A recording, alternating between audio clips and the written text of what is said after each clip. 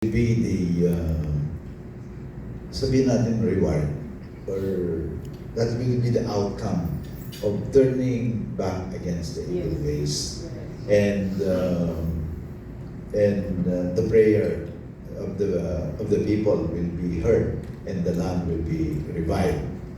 Okay. Alam mo, miss ko, sinulat ko rin yun sa column ko yun sa Manila Bulletin, because that's one of my favorite verses in the Bible, especially when you're trying to analyze what's happening in the world and in our country. Na parang paulit-ulit lang itong mga problema. Yes. At yung pag-ulit-ulit, lalo pang tumataas yung Mas gumagrabe. mas gumagrabe pa.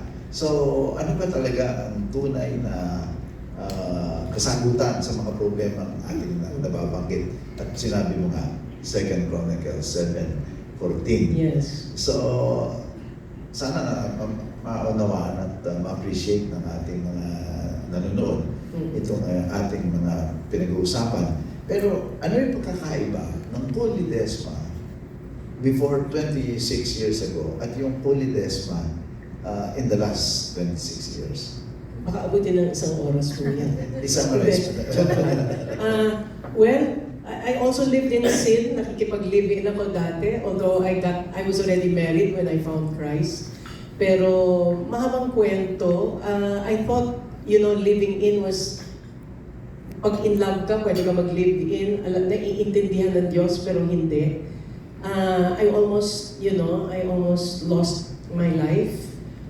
Hindi ko pa rin naiintindihan. But it was only when, I got separated from my husband that I started reading the Bible. Kasi gusto kong mag-marry ulit. Hindi ako makapaniwala na this God of ours would leave me to be alone. Paano yun? Wala akong inspirasyon when I sing. So, it was my desire to remarry. Mayabang ako sabi ko, abay kung ayaw niya, diwag, hindi naman ako pangit, malakas naman ako kumita, sexy naman ako. Then, I opened the Bible and realized, hindi ito paseksihan, hindi ito dahil mayaman ka, or hindi ito dahil maganda ka. Kung hindi, I didn't have any power in my prayers. I was not really prayerful as I should have been for my husband, or him for me. So, it had to take something drastic as my husband walking out of our marriage for me to really be so desperate to find out about what God's will was for my life. And doon, hindi ko mabitawan yung Bible. Then I found this God of ours, so loving.